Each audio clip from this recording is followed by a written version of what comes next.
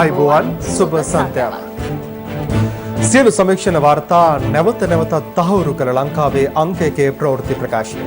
පැත්ත ගියත් ඇත්ත කියන හිරු සවස 6:55 ප්‍රධාන ප්‍රවෘත්ති ප්‍රකාශය සමගින් මම ධනුෂ්ක සෙනවිරත්න. මම ඉෂාරා දේවේන්ද්‍ර. මුලින්ම පුවත් සිරස්තල.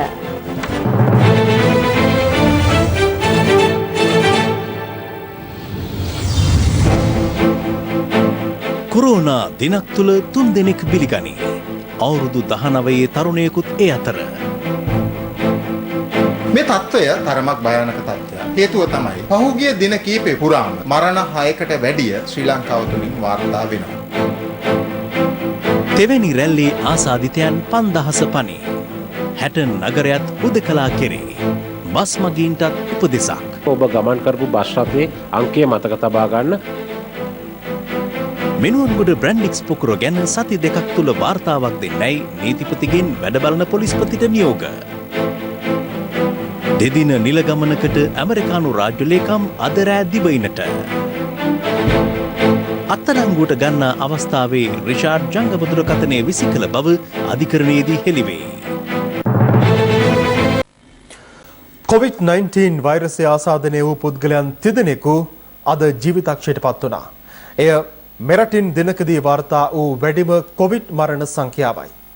මේගිය පිරිස අතර වයස අවුරුදු 19ක තරුණයෙක්ද වනවා. මේ අතර මිනුවන්ගොඩ සහ පෑලියගොඩ කොවිඩ් පොකුර අද 5000 සීමාව ඉක්මවා ගියා. දවසේ පුවත. COVID-19 වෛරසය වැළඳීමෙන් අද දිනේ වූ පළමු මරණය ජාතික බෝවන රෝග විද්‍යායතනයෙන් වාර්තා වුණා. එලෙස මිය ගොස් තිබුණේ 41 හැවිරිදි ජාල ප්‍රදේශයේ පදිංචිකරුවෙක්. අනතුරුව කොළඹ ජාතික රෝහලෙන් අද තවත් කොවිඩ් මරණ දෙකක් වාර්තා වුණා. සෞඛ්‍ය අමාත්‍යාංශයේ මාධ්‍ය ප්‍රකාශක වෛද්‍ය ජයරුවන් බණ්ඩාර මහතා සඳහන් කළේ ඒවා හදිසි මරණ ලෙස වාර්තා වූ බවයි. ඒ අතර 19 හැවිරිදි තරුණයෙකුද වන අතර ඔහු කොල්ලුපිටිය ප්‍රදේශයේ පදිංචිකරුවෙක්. කොළඹ ජාතික රෝහලේ ප්‍රතිකාර ලැබමින් සිටියේදී ජීවිතක්ෂයට පත් වූ අනෙක් පුද්ගලයා 75 වන වියේ පසු වුණා. ජාතික රෝහලේදී ජීවිතක්ෂයට පත් වූ දෙදෙනාගේ අවසන් කටයුතු අද පස්වරුවේ බොරැල්ල කනත්තේදී සිදු කෙරුණා.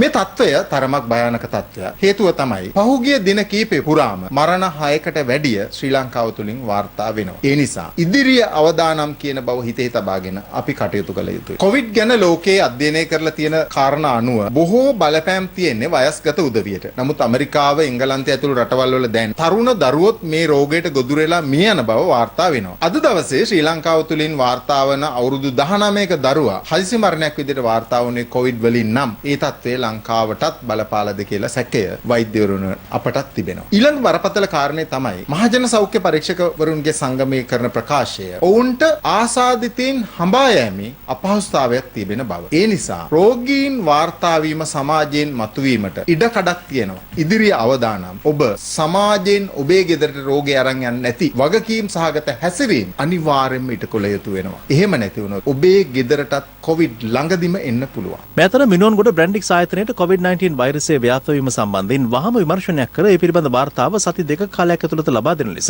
නීතිපතිවරයා වැඩබලන පොලිස්පතිවරයාට දැනුම් දුන් බව නීතිපතිවරයාගේ සම්බන්ධීකරණ නිලධාරණී රජයේ අධිනීතිඥ නිෂාරා ජයරත්න මෙනවේ සඳහන් කළා. නීතිපතිවරයා දැනුම් දී ඇත්තේ අදාළ විමර්ශනය අපරාධ පරීක්ෂණ දෙපාර්තමේන්තුවට යොමු කරන ලෙසයි.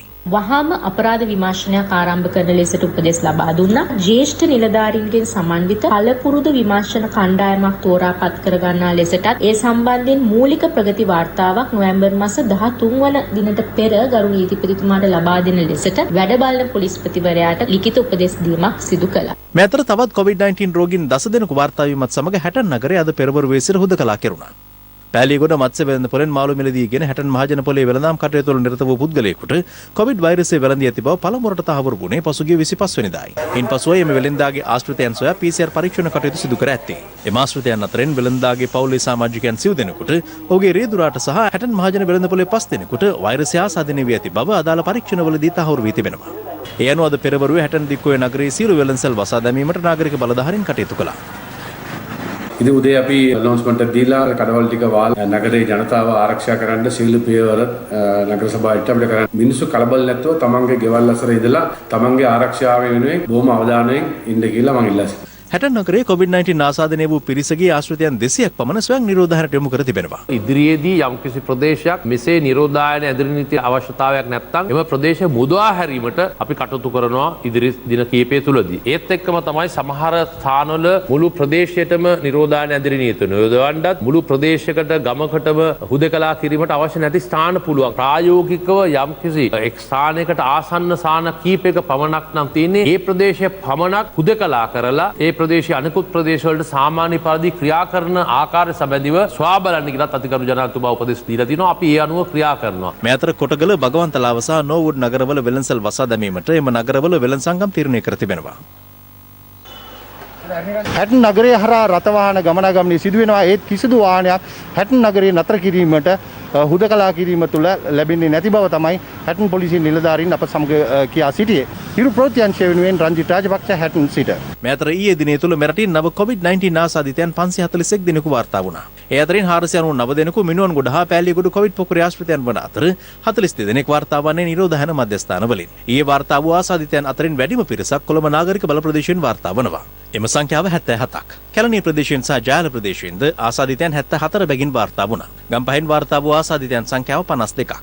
ඊට අමතරව බියගම ප්‍රදේශයෙන්ද ඊයේ දින තුල පමණක් ආසාදිතයන් 63 දෙනෙකු වාර්තා වුණා. අද පසුරුවේ තවත් COVID-19 ආසාදිතයන් 293 දෙනෙකු වාර්තා වූ අතර ඉන් 291 දෙනෙකුම මිනුවන්ගොඩ සහ පෑලියගොඩ පොකුරේ ආශ්‍රිතයන්. අනෙක් දෙදෙනා නිරෝධායන මධ්‍යස්ථාන වලින් වාර්තා වූවන්.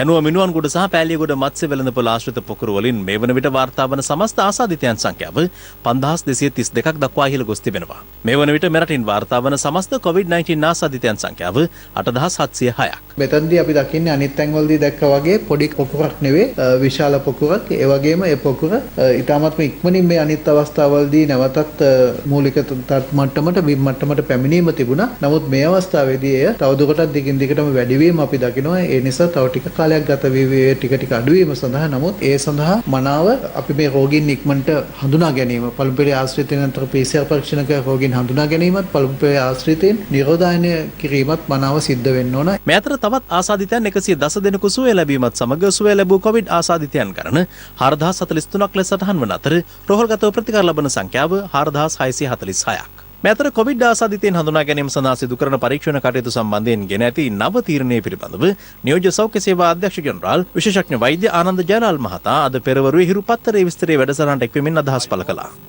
PCR පරීක්ෂණය කියන්නේ පැය 6ක් 7ක් ගත වෙන ඉතාම සියුම් තාක්ෂණික උපකරණ අවශ්‍ය වෙන ඊළඟට විශේෂඥ වෛද්‍යවරයෙක් දක්වා කණ්ඩායමක් සිටිය යුතු පරීක්ෂණයක්. නමුත් මේ රැපිඩ් ටෙස්ට් ඇන්ටිජන් ටෙස්ට් කියන එක සෑහෙන්න සරල කරලා ඉක්මනට රිපෝට් දෙන්න පුළුවන් ටෙස්ට් එකක්. ලෝක සෞඛ්‍ය සංවිධානයේ මතය වෙන්නේ වෛරසය දරණ පුද්ගලයන් අපිට හඳුනා ගන්න පුළුවන්. එතකොට ඒකෙන් අපිට පුළුවන් ඒ රෝගේ පැතිරීම වළක්වන්න. ඉතින් ඒ නිසා අපිට දැන් රැපිඩ් ඇන්ටිජන් ටෙස්ට් එක අත්‍යවශ්‍ය වෙලා තියෙනවා මේ වෙලාවේ. මොකද හැම කෙනාටම PCR පරීක්ෂණය මේ දැන්ට අවශ්‍ය ප්‍රමාණය කරන්න අවශ්‍ය ඒ සියුම් තාක්ෂණික උපකරණ ලබා ගැනීම පවා මේ අවස්ථාවේදී ගැටලුවක් හේතුව හැම රටකම මේ ප්‍රශ්නය තියෙනවා. ඉතා ඉක්මනින් අපි මේ ලංකාවේ රෝහල් වලට මේක හඳුන්වා දීමට කටයුතු වල මේ දවස්වල යෙදමින් සිටිනවා. මම හිතන්නේ අපි පහුගිය කාලය තුල අපේ ධාරිතාවත් ඉක්මවලා සමහර තැන්වල PCR පරීක්ෂණ කළා. ඒ හේතුව හින්දා VTM වල අඩුවක් දකින්න පුළුවන් වෙන්න පුළුවන්. ඒ හින්දා තමයි මම හිතන්නේ රසායනාගාර පිළිබඳ නියෝජ්‍ය අධ්‍යක්ෂ ජෙනරාල්වරයා අපේ ධාරිතාවට ඇවිල්ලා තියෙනවා තව වැඩි කරන්න තියෙන අපහසුකම් ගැන කිව්වේ. ඒ හින්දා තමයි අපි කිව්වේ එතනින් නතර වෙන්නේ නැතුව ඒකට විකල්ප හොයාගෙන ඉස්සරහට යන්න. එහෙම නැතුව අපි PCR මෙච්චරයි අපිට කරන්න පුළුවන් කියලා ඒ ස්ටේට්මන්ට් එක දීලා නිකන් ඉන්න නෙමෙයි නියෝජ්‍ය අධ්‍යක්ෂක ජෙනරාල්වරයෙක්ව අපි මහ ජනතාවගේ මුදලින් පඩි දීලා එතන තියාගෙන ඉන්නේ. සමාජයේ වාර්තා වෙන රෝගීන් ගණන දවස ගානේ වැඩි වෙන ස්වභාවය තමයි අපිට පේන්න තියෙන්නේ. මොනවා හරි කරදරයක් වෙලා සංකූලතාවක් එනකන් අපිට බලාගෙන ඉන්න බෑ. මරණයක් වෙනකන් බලාගෙන ඉන්න බෑ. හුස්ම ගැනීමේ අපහසුතාවය එනකන් බලාගෙන ඉන්න බෑ. ඒ නිසා මේ පිරිස අල්ලගන්න අපි අනිවාර්යයෙන්ම අර මේ රැන්ඩම් සාම්පල් සර්විස් වලට ආ යුතුයි. මේ ළමයින් හරහා කියවෙන කතන්දරේ තමයි නිවාස ඇතුළට මේක ගිහිල්ලයි කියන එක. දරුවෝ සමාජයට ගිහිල්ලා නෙමෙයි මේක වෙලා තියෙන්නේ වෛරසය ගෙදරට ඇවිල්ලා. අපේ පාලනයෙන් ගිලිහී යනවා කියලා ප්‍රකාශයක් නිකුත් කරන්න තරම් මහජන පරීක්ෂක මහතුරුන්ට සිද්ධ වුණා කියන්නේ තත්ත්වය බරපතලයි භයානකයි තමයි. PCR පරීක්ෂණ හැරුණාම අනිවාර්යයෙන්ම අපි යෝජනා කරන්නේ තෝරාගත් ප්‍රදේශවල හෝ සංචරණ සීමා පැනවෙන්න ඕනයි කියන එක. ප්‍රදේශ හුදකලා කිරීම මේ මොලාවේ අනිවාර්යයෙන්ම සිද්ධ කළ යුතු දෙයක්. රටක් වහන්න කියන එක නෙමෙයි මේකෙන් අදහස් කරන්නේ. පෑලියගොඩ මාළු වෙළඳපොලේ වෙළඳාමේ නිරත වූ රාජගිරියාවට මාළු වෙළඳුන් සහ ඔවුන්ගේ පවුල් වල ආශ්‍රිතයන් ඇතුළු 100කට අධික පිරිසක් සඳහා PCR පරීක්ෂණ සිදු කිරීම රාජගිරිය ඔබේසේකර පුරදී සිදු කෙරුණා. අපිට මුලින් වාර්තා වුණේ රෝගීන් 337ක් විතරයි. ඊට පස්සේ අපි ඔවුන්ගේ ආශ්‍රිතයින් හඹා ගොස් ඔවුන්ට PCR පරීක්ෂණ සිදු කිරීම තුළින් අපිට එක් පුද්ගලයෙක්ගෙන් තව පුද්ගලයන් 3 දෙනෙක් දල වශයෙන් හොයාගන්නට පුළුවන් වුණා. අපේ ඉන්න 1147යි අද 180ත් එක්ක එකතු කරලා ගත්තාම මේ සියලු දෙනාගෙන් අතිමහත් බහුතරය ඒ කියන්නේ 850කට ආසන්න ප්‍රමාණයක් කොළඹ මහනගර සභාවේ ජනසෞඛ්‍ය දෙපාර්තමේන්තුව විසින් පළමු ආශ්‍රිතයින්ගේ කරන ලද PCR පරීක්ෂණ වලින් හොයාගත්ත අය. අපි හිතන අපි ඉතාමත්ම නිවැරදි මාර්ගයක යන්නේ මේක යම් ප්‍රදේශයකට සීමා කරගන්න. මේ අතර බස්නාහිර පළාත තුළ කොවිඩ් ව්‍යාප්තිය පිළිබඳ නිරීක්ෂණයට සහ අවශ්‍ය ක්‍රියාමාර්ග ගැනීමට නිර්මාණය කළ අන්තර්ජාල යෙදවීමක් ඊයේ මුදා හැරුණා. ඒ නිර්මාණය කර ඇත්තේ බස්නාහිර පළාත් ආණ්ඩුකාර මාෂල් ඔෆ් දී එයාර් ෆෝස් රොෂන් ගුණතිලක මහතාගේ උපදෙස් මතයි. මේක ඉතාමත්ම උසස් මට්ටමේ ඇප් එකක්. සමහර වෙලාවල් වලට මේක ලෝකයේ අනිත් රටවල් වුණත් පාවිච්චි කරන්න හැකියාව තියෙයි. මේක අපි Android App Store එකටයි Apple App Store එකටත් දානවා. ඒකෙන් මහජනතාව යම්කිසි ස්ථානයකට යනකොට ඒ ස්ථානය COVID-19 ගැන අවදානම් තත්ත්වයක් තියනවද නැද්ද කියලා ඒගොල්ලන්ට දැනගන්න පුළුවන් ඒ ෆෝන් එකෙන්ම. කුලියාපිටිය ශික්ෂණ රෝහලේ ප්‍රතිකාර ලැබමින් සිටි රෝගියෙකු මේ ඇමත් සමග අදාළ රෝගියා ප්‍රතිකාර ලැබුව වාට්ටුවේ සේවය කළ වෛද්‍යවරුන් ඇතුළු රෝහල් සේවකයන් 53 දෙනෙක් යාකරවත්ත කුලියාපිටිය ගුරු මධ්‍යස්ථානයේ පිහිටි නිරෝධායන මධ්‍යස්ථානට නිරෝධායන සඳහා යොමු කළා. අදාළ පිරිස අතර සිටි හෙදියකට COVID-19 ආසාදිත බවට අද තහවුරු වීමත් සමග අය ප්‍රතිකාර කටයුතු සඳහා යොමු කළ බව රෝහල් අධ්‍යක්ෂවරයා සඳහන් කළා. නිරෝධායනයට යොමු කර සිටින සෞඛ්‍ය කාර්ය මණ්ඩලයේ මානසික සුවය පිණිස ඊයේ සංගීත වැඩසටහනක්ද පැවැත්වුණා. මේ අතර සීදුව පොලිසිය සුළු පැමිණිලි අංශ නිලධාරියෙකුට COVID-19 ආසාදිත බවට තහවුරු වීමත් සමග අදාළ පොලිසිය නිලධාරීන් 24 දෙනෙකුගේ PCR පරීක්ෂණ සිදු කර තිබෙනවා. මේ වන විට 19කට ආසන්න සංඛ්‍යාවක් පොලිස් නිලධාරීන්ට කොවිඩ් රෝගය වැළඳී ඇති බවට වාර්තා වෙලා තියෙනවා. එයින් 10 දෙනෙක් විශේෂ කාර්ය බලකායේ අය. ඔවුන් සියලු දෙනාම දැනට ප්‍රතිකාර ලබනවා. ඒ වගේම ඔවුන්ගේ සමීප ආශ්‍රිතයින් 300කට ආසන්න සංඛ්‍යාවක් දැනට නිරෝධායන මධ්‍යස්ථානවලට අපි යවලා තියෙනවා. කෙසේ වෙතත් මොවුන් රෝගය වැළඳීම නිසා පොලිසිය කටයුතු අඩපණ වෙන්නේ නැහැ. පැලියගොඩ මාළු වෙළඳපොළට ගොස් පැමිණි පානදුර ප්‍රදේශයේ මාළු වෙළෙන්දෙකුට කොවිඩ් ආසාදිත බවට තහවුරු වීමත් සමග පානදුර කෙසෙල්වත්ත පොදු වෙළඳපොළ වසා දැමීමට සෞඛ්‍ය බලධාරීන් තීරණය කර තිබෙනවා. කහවත්ත මාදම්පේ ප්‍රදේශයේ මාළු වෙළෙන්දෙකුට COVID-19 ආසාදිත බවට තහවුරු වීමත් සමග ඔහුගේ ආශ්‍රිතයන් 50 දෙනෙකුගේ PCR පරීක්ෂණ මෙලෙස සිදු කෙරුණා. තවත් ආශ්‍රිතයන් 220 දෙනෙකු ස්වයං නිරෝධායනයට යොමු කර ඇති අතර ඔවුන්ගේ PCR පරීක්ෂණද සිදු කිරීමට නියමිතයි. පොළොන්නරුව රෝහලේ 21 වන වාට්ටුවේ ප්‍රතිකාර ලැබමින් සිටියේදී ස්වයං නිරෝධායනයට යොමු කළ බකමුණ පළමු දියවර ප්‍රදේශයේ පදිංචි 71 වැරදි කාන්තාවක් ජීවිතක්ෂයට පත්ව තිබෙනවා. මෙම කාන්තාව අංශභාග රෝගයට ප්‍රතිකාර ලබා ගැනීම සඳහා පසුගිය 13 වෙනිදා පොළොන්නරුව මහ රෝහලේ 21 වන වාට්ටුවට ඇතුළත් කර සිටියා. එම වාට්ටුවේම ප්‍රතිකාර ලැබුව වෙනත් කාන්තාවකට COVID-19 වැළඳී ඇති බව තහවුරු වීමත් සමග අදාළ වාට්ටුවේ සේවය කළ වෛද්‍යවරුන් නිරෝධායනයටත් රෝගීන් නිවෙස් තුළ ස්වයං නිරෝධායනයට යොමු කෙරුණා. එලෙස ස්වයං නිරෝධායනයට ලක්වෙමින් සිටි මෙම කාන්තාව ඊයේ සවස ජීවිතක්ෂයට පත් වූ අතර ඇගේ අවසන් කටයුතු COVID-19 ජාත්‍යන්තර නීතීන් වලට අනුකූලව බකමුණ ආදාහනාගාරයේදී සිදු කෙරුණා. පොළොන්නරුව රෝහලේ 21 වන වාට්ටුවේ ප්‍රතිකාර ලැබමින් සිට ස්වයං නිරෝධායනයට ලක් වූ කාන්තාවන් දෙදෙනෙකු දින 9ක් ඇතුළත ජීවිතක්ෂයට පත්ව තිබෙනවා. අනුරාධපුර දිස්ත්‍රික්කයේ COVID-19 ආසාදිතයින් සිව් දෙනෙකු වාර්තා වී තිබෙනවා. ඒ සමග ඔවුන්ගේ ආශ්‍රිතයන් 890 දෙනෙකු ස්වයං නිරෝධායනයට යොමු කර ඇතැයි සාකච්ඡාවකදී අනාවරණ වුණා. උතුරු මැද පළාත් ආණ්ඩුකාරවරයාගේ ප්‍රධානත්වයෙන් අද පැවති විම සාකච්ඡාව සඳහා අනුරාධපුර දිස්ත්‍රික් ලේකම්වරයා සහ සෞඛ්‍ය බලධාරීන් දෙක්ව සිටියා. වැඩි වශයෙන් රෝගීන් වාර්තා වීමක් සිදු වූහොත් නොච්චියාගම, කැබැතිගොල්ලෑව, කහටගස්තිගිලිය, තමන්නාව සහ මෙත්සිරි සෙවණ යන රෝහල් සූදානම් කිරීමටද මෙහිදී තීරණය වී තිබෙනවා.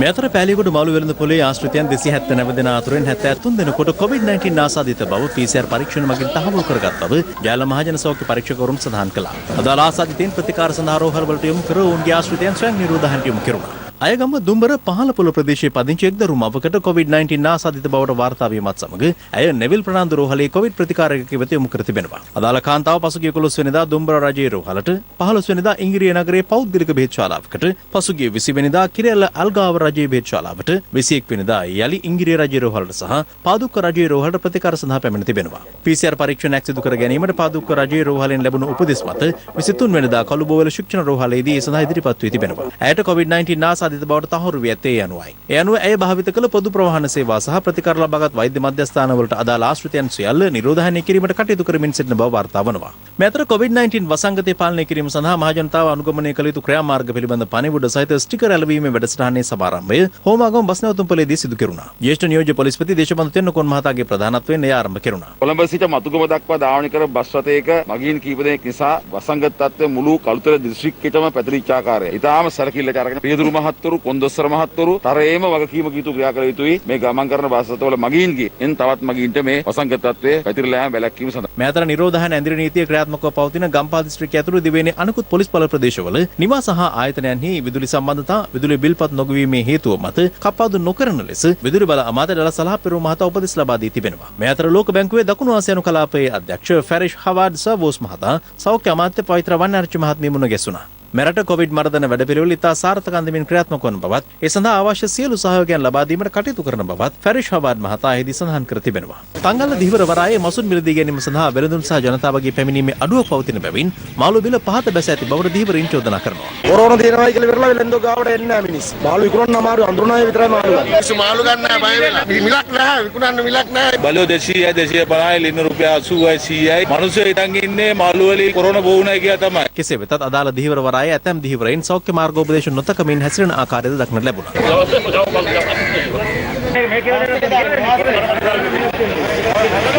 මේ අතර ගම්පහ දිස්ත්‍රික්කය ඇතුළු දිවයිනේ පොලිස් බල ප්‍රදේශ 64ක් සඳහා නිරෝධායන ඇඳිරි නීතිය පනවා තිබෙනවා. නිරෝධායන ඇඳිරි නීතිය කඩ කිරීම සම්බන්ධයෙන් මේ දක්වා අත්අඩංගුවකට සංඛ්‍යාව 1122ක්. මේ අතර පිටකොටුව සිව්වන හරස් වීදියේ තොග වෙළඳසල් විවෘත කර භාණ්ඩ නිකුත් කිරීමට අද අවසර ලබා දී තිබුණා.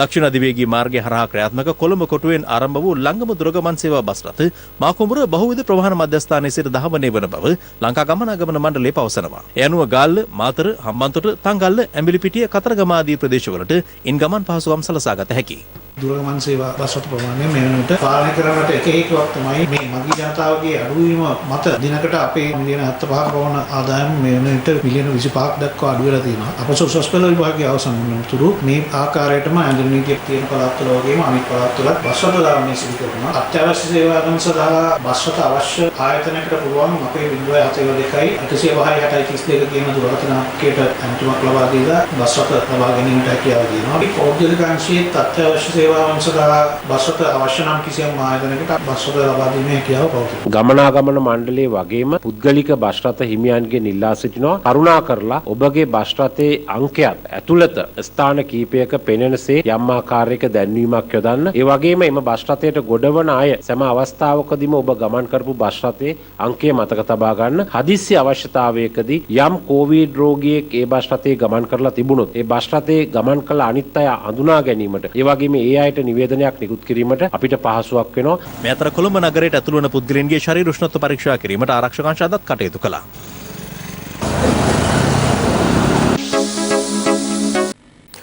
මේ අතර ගම්පහ සහ කළුතර නිරෝධායන ඇඳිරි නීතිය බලපෑවත්වන ප්‍රදේශවල අත්‍යවශ්‍ය භාණ්ඩ අලෙවිසැල් සහ ඔසුසැල් සඳුදා සහ බ්‍රහස්පතින්දා දිනවල පෙරවරු 8 සිට රාත්‍රී 10 දක්වා විවෘතව තැබීමට අවසර ලබා දී තිබෙනවා. යුද හමුදාපති ලෙෆ්ටිනන්ට් ජෙනරාල් ශවෙන්ද්‍ර සිල්වා මහතා පැවසුවේ කොළඹ සහ කුරුණෑගල දිස්ත්‍රික්කවල වෙළඳසැල් විවෘතව තැබීමට අවසර ලැබෙන්නේ අඟහරුවාදා සහ සිකුරාදා දිනවල පෙරවරු 8 සිට රාත්‍රී 10 දක්වා පමණක් බවයි. නිවෙස්ගත නිරෝධායනය සම්බන්ධයෙන් සෞඛ්‍යංශ අවධානය යොමු කරන්නේ මෙරට COVID-19 ආසාදිතයන් වැඩි වශයෙන් වාර්තා වීමත් සමගයි. ඔබේත් රටේත් යහපත වෙනුවෙන් ගෙන ඇති මෙම ක්‍රියාමාර්ගය සම්බන්ධයෙන් අප කළ සොයාබැලීමක් මේ. COVID-19 වෛරසය වැළඳීමට වැඩි අවධානමක් ඇති නමුත් රෝග ලක්ෂණ නොමැති මනා සෞඛ්‍යයෙන් යුතු පුද්ගලයන් සෞඛ්‍ය ආයතනයකින් පිටතවෙන් කර තැබීම නිවෙස්ගත නිරෝධායනය යනුවෙන් හැඳින්වෙනවා. වැඩි අවධානමක් සහිත පුද්ගලයන් වන්නේ එම වෛරසය වැළඳුණු පුද්ගලයෙක් සමග සමීපව ආශ්‍රය කළ තැනැත්තන් හෝ විදෙස් රටවල සිට පැමිණි අයයි. මෙම ක්‍රියාවලියේදී නිරෝධායනය වන පුද්ගලයා දින 14ක් සිය නිවසේ රැඳී සිටිය යුතුයි. මේ අතර නිවෙස්ගත සහ සෞඛ්‍ය නොවන ආයතන තුළ පුද්ගලයන් නිරෝධායනය සඳහා වසංගත රෝග විද්‍යාංශය මගින් මාර්ගෝපදේශමාලාවක් නිකුත් කර තිබෙනවා. නිවසේ හොඳින් වාතාශ්‍රය සහිත වෙනම කාමරයක් නිරෝධායනය වන පුද්ගලයාට ලබා දීම සුදුසුයි. නිවසේ අනෙකුත් සමාජිකයන් වෙනත් කාමරයක නැවතී සිටිය යුතුයි.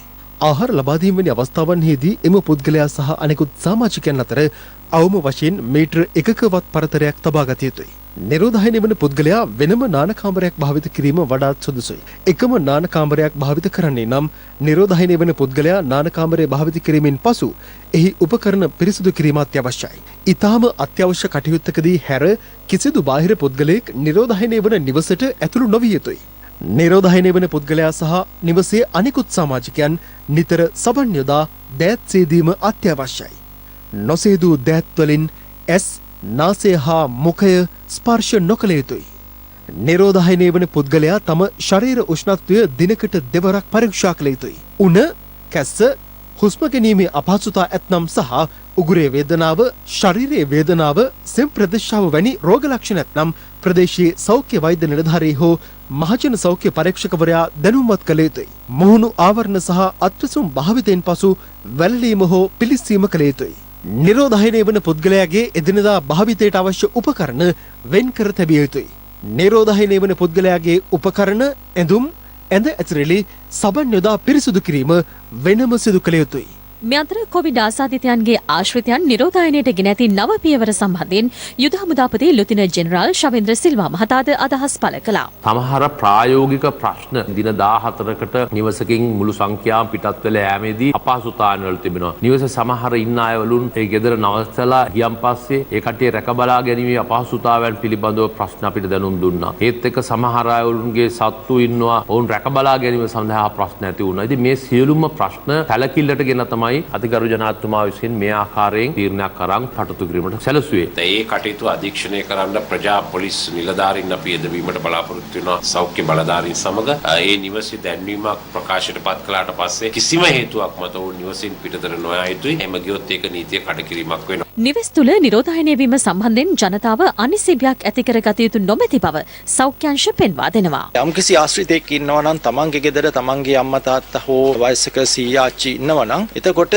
තමන්ට ඒ ගෙදර නිරෝධායනය වෙන්න බැරි වෙනවා. එහෙම අයට නිරෝධායන මධ්‍යස්ථානයකට යාමේ ඉඩකඩ තියෙනවා. දීර්ඝකාලීන රෝගාබාධ වලින් පෙළෙන අය තමන්ට නිරෝධායන මධ්‍යස්ථානයක් ඉල්ලා ගැනීම වැදගත් වෙනවා. එදා පැපොල කොම්මුල්ගාය සකම්පොයේ ගෙදරක එහෙම තිබුණයි කියලා ඒ ගෙදර අපි කොන් කළේ නෑ. අපි එයින් පරිස්සම් වෙලා එතනින් ඈත් වෙලා හිටපු එක තමයි කළේ. COVID-19 රෝගයත් එහා සමානයි. සුව වෙන තාක්කල් ඒ රෝගියව වෙන් කර තබා ගැනීමයි අවශ්‍ය. IDH රෝහලේ පවා රෝගීන්ට ප්‍රතිකාර කිරීම සඳහා තියෙන විවෘත වාට්ටු. ඒකේ ප්‍රතිඵලයක් හැටියට වාතය සංසරණය වීම නිසා එළියට යන වාතයෙන් කවදාකවත් රෝගීන්ගෙන් තවත් කෙනෙකුට බෝ වෙන්නේ නැහැ. අනික හොඳට මතක තියාගන්න නිරෝධායනට ලක් කරන්නේ රෝගීන් නොවේ ආශ්‍රිතයින් පමණයි. අමරිකානු රාජ්‍ය ලේකම් මයික් පොම්පියෝ මහතා ඉන්දිය සංචාරය නිමා කරමින් දෙදින නිල සංචාරයක් සඳහා අද රාත්‍රියේ දෙවැනිට පැමිණීමට නියමිතයි.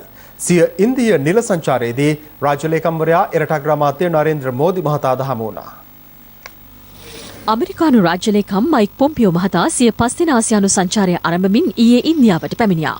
ඔහු ඉන්දිය විදේශ අමාත්‍ය සුබ්‍රමණියම් ජයශංකර්, ඉන්දිය ආරක්ෂක අමාත්‍ය රාජ්නාත් සිංහ, ජාතික ආරක්ෂක උපදේශක අජිත් දේවාල් යන මහතුරුන් සමග ද්විපාර්ශ්වික සාකච්ඡාවල නිරත වුණා. අමරිකානු රාජ්‍ය ලේකම්වරයා ඉන්දියා අග්‍රාමාත්‍ය නරේන්ද්‍ර මෝදි මහතාත් අද පස්වරුවේ හමු වුණා. ඒ ඉන්දියාව චීනය සමග හිමාල කඳුකර කලාපයේ දේශ සීමා සම්බන්ධයෙන් අර්බුදකාරී තත්වයක සිටින පසුබිමකයි.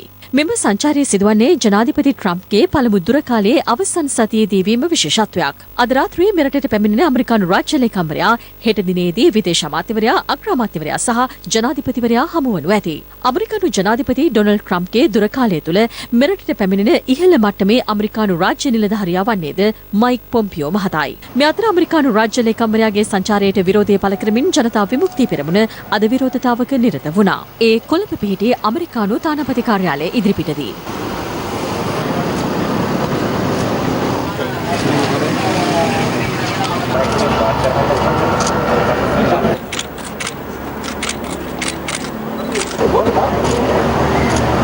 විශ්ව සංශෝධනයේ පාර්ලිමේන්තුවේ සම්මත වෙන්නේ ඔක්තෝබර් මාස 22 වෙනිදා. මයික් පොම්පියෝ ලංකාවට එනවා කියලා නිල වශයෙන් දැනුම් දෙන්නේ හරියටම දවසකට පස්සේ ඔක්තෝබර් 23 වෙනිදා. ඉතා පැහැදිලිව මේ දෙකේ අන්තර් සම්බන්ධයක් තියෙනවා. මයික් පොම්පියෝ ලංකාවට එන්නේ නිකම්ම නෙමෙයි. ඉන්දියාවේ සාකච්ඡාවේදී මයික් පොම්පියෝ පැහැදිලිව කිව්වා චීනයේ තර්ජනයට එරෙහිව ආසියානු කලාපය තුල නිදහස් කලාපයක් ගොඩනැගීමට තමයි ලංකාවට මාලදිවෙන්ට එන්නේ කියලා. ඉන්දියාවත් එක්ක ගිවිසුම් අත්සන් කරා, මාලදිවයිනත් එක්ක ගිවිසුම් අත්සන් කරනවා, ලංකාවත් එක්ක ගිවිසුම් අත්සන් කරන්න සාකච්ඡා කරන්න ඒ අවසන් පියවර ගන්න තමයි මේ පොම්පියෝ ලංකාවට එන්නේ. මයික් පොම්පියෝ මෙහෙට එනකොට මේ ඉන්න මයික් පිම්පියෝ අද කටවල් වහගෙන ඉන්නවා. අද MCC ගිවිසුම් අත්සන් කරද්දි සෝෆා ගිවිසුමේ දෙවෙනි පියවරට යද්දි ඊනියා දේශ ප්‍රේමීන් ඒ ගැන කතාවක් නැහැ. අපේ රට ගොදුරක් බවට පත් කරන්න, ඔබලාගේ තර්ජනයට යට කරන්න ලංකාව සූදානම් කරන්න එපා. ඒකට මේ රටේ ජනතාව ඉඩ දෙන්නේ නැහැ කියන අවධාරණයක් අපි ඇමරිකන් ආණ්ඩුවට පණිවිඩයක් විදිහට මේ අවස්ථාවේ දෙනවා. මේ අතර මෙරට චීන තානාපති කාර්යාලය නිවේදනයක් නිකුත් කරමින් අවධාරණය කළේ චීන ශ්‍රී ලංකා සබඳතාවලට බලපෑම් කිරීමට සහ ශ්‍රී ලංකාවට අනවශ්‍ය පීඩනයක් එල්ල කිරීමට අමරිකානු රාජ්‍ය ලේකම්වරයාගේ සංචාරය හරහා දරන උත්සාහයට විරෝධය පළ කරන බවයි. සෙසු රටවල අභ්‍යන්තර කටයුතු සහ විදේශ සබඳතා සම්බන්ධයෙන් බලපෑම් සහ මැදිහත්වීම් සිදු කරමින් ඇමරිකාව ගෙන යන අප්‍රසන්න පුරුද්ද නිවැරදි කර ගැනීමට ඔවුන් කටයුතු කරනු ඇතැයි චීනය බලාපොරොත්තු වන බව එම නිවේදනයේ වැඩිදුරටත් සඳහන්. මේ අතර අමරිකානු රාජ්‍ය ලේකම්වරයාගේ මෙරට සංචාරය සම්බන්ධයෙන් මහ සංඝරත්නය සහ පක්ෂ විපක්ෂ දේශපාලනඥයින් අදහස් පළ කළා. එතුමා මේ රටට එන්න ප්‍රථම කියනවා ශ්‍රී ලංකාව තෝරගන්න කියලා ඉක්මනට මොන ජාත්‍යන්තර ප්‍රශ්නයත් එක්ක වාද කළා ලංකාවට එන්නේ. මෙතෙක් අපි දන්න කාලයේ සිට විවිධ රාජ්‍ය නායකයන් රාජ්‍ය දූත පිරිස් ශ්‍රී ලංකාවට ආවා. ඒ ආපු කිසිම අය මේ වගේ තර්ජනාත්මක ප්‍රකාශ කරලා ලංකාවට පැමිණියේ නැහැ. ඒ නිසා අපි ධර්මක වික්ෂිප්තභාවයකට පත් වුණා මේ සංචාරයත් සමග කරන ලද තර්ජනය ගැන. තුනෙන් දෙකේ බලයක් ලැබුණාය කියන උද්දාමයේ යුක්තව අපේ පාලකව මේ වාගේ රහත් පුත්තුකාරු ලංකාවට ගෙනල්ලා ඉදිරියේදී ලංකාවක් විකුණයි දන්නේ. අපි පැහැදිලිව කියනවා රාජ්‍ය ලේකම්තුමා ඇමරිකාවේ ආවේ හොඳ කර නෙවෙයි. වර්තමාන ආණ්ඩුවේ පාලකයෝ එදා විපක්ෂයේ ඉන්න ගමන් බලයට ආපු වහාම ඒ ඉරා විසි කරන බවටත් උන් පොරොන්දු වුණා. මිනිස්සුන්ගේ ජන මනස වෙනතකට යොමු කරලා MCC වැනි ගිවිසුම් හෝ සෝෆා ඇස්සා වැනි ගිවිතුම් නැවත වතාවක් බලාත්මක කරලා මේ රටක අරාජික කරන්න උත්සාහ කරනවා නම් රනිල් වික්‍රමසිංහගේ යහපාලන ආණ්ඩුවත් වර්තමාන ආණ්ඩුවත් අතර අපිට ඒ තරම් වෙනසක් පේන්නේ නැහැ. ඒකද ඇත්තටම මේ දකුණු ආසියාවට ඇවිල්ලා දකුණු ආසියාවේ රටවල් වල විශාල ප්‍රමාණයක් ඒ රටවල් වලත් ඉන්න නිසා අර මිත්‍රත්වය සහ සහයෝගිතාවය කියන පදනම උඩ තමයි මේ සාකච්ඡාවට එන්නේ. රටට අහිතකර කිසිම කිවිසුමකට යන්නේ නැහැ. අපි පැහැදිලිවම සැක කරනවා MCC කිවිසුම අත්සන් කිරීම වාගේ අපේ රට ඇමරිකාවේ කොලොනියක් බවට පත් කර ගැනීමට අදාළ කිවිසුම් අත්සන් කර ගැනීම සඳහා පොම්පියෝ ලංකාවට එද්දී පෞද්ගලික දවස්වල මහා දෙවන්ත ඇමරිකන් විරෝධියක් කියන කෑ ගහපු ඒ බලවේග මේ වෙනකොට ඇඳන් අස්සට රිංගලා තියෙනවා කියන කාරණේ තමයි අපිට දැන් මේ වෙලාවේ මතු කරන්න තියෙන්නේ. පොම්පේ මහත්තයා ගැන කියන්නේ මේ වීරවංශ මහත්තයා. මම රටේ ජනතාවගෙන් කියනවා ඉදිරි පැය 48 ඇතුළත විමල් වීරවංශ මහත්තයා ඉන්න තැනක් අපිට හොයලා දෙන්න. අපි වටිනා පංචායුධයක් තෑගි දෙනවා. එතුමා ඉන්න තැනක් අපිට හොයලා දුන්නා. ඊළඟට මේ අපේ සීතනෝනත් කිව්වේ එතුමා එන්නේ අපේ රටේ ඊටත් සුද්ධ කරන්න කියලා. කාණු සුද්ධ කරන්න කියලා. ගස් ටික කපාගෙන යන්න කියලා. සීතනෝන කොහෙද ඉන්නේ කියලා පොඩ්ඩක් අපිට හොයලා දෙන්න ඉදිරි පැය 48 ඇතුළත අපි වටිනා කුඩේකුයි ටෝච් එකකුයි ඔබතුමාලට පරිත්‍යාග කරනවා. සීතනෝන ඉන්න තැනක් හොයලා දුන්නොත්. මේ අනිත් මහත්තයා දැන් මේ පැනමාල වගේ යලක් කපනවයි කියලා ජනතාව බේවද්දපු ගම්මන්පිල මහත්තයාත් හොයලා දෙන්න මේ පැය 48 ඇතුළත. අපි ඕස්ට්‍රේලියානු ඩොලර් 1000ක් විතර දෙන්න බලාපොරොත්තු වෙනවා එතුමා ඉන්න තැන හොයලා දුන්නා. රට අනතුරේ කියලා කෑ ගහපු ඒ දේශප්‍රේමීන් අද නැහැ. මට මතකයි ගම්මන්පිල මහත්තයලා කළු කොඩි දැම්මා. අද කළු කොඩිත් නැහැ. කොඩි ගහෙත් නැහැ. ගහ මුලත් නැහැ අද යටත්. ඕන කෙනෙක් එන්න පුළුවන්. අපේ විදේශ ප්‍රතිපත්තිය නොබෙදී ප්‍රතිපත්තිය. අපි කිසි කෙනෙක්ට බැඳිලා නැහැ. ඒ නොබෙදී විදේශ ප්‍රතිපත්තිය අනුගමනය කරනවා කියලා පහුගිය ආණ්ඩුවෙන් එළිබිච්ච කිවිසුම් නැවත අපි අත්සන් කරනවා කියන එක තර්කයේ වැරදි. ඔය MCC කිවිසුම අපි ගෙන අපේ ගන්න නෙවෙයි. යහපාලන ආණ්ඩුවෙන් ගෙන අපේ ගන්න. MCC කිවිසුම කියනකොට සජිත් ප්‍රේමදාස මහත්තයා එතන හිටියානේ අත ඉස්සුවානේ. ඒ අත උස්සලානේ දැන් කෑ ගහන්නේ.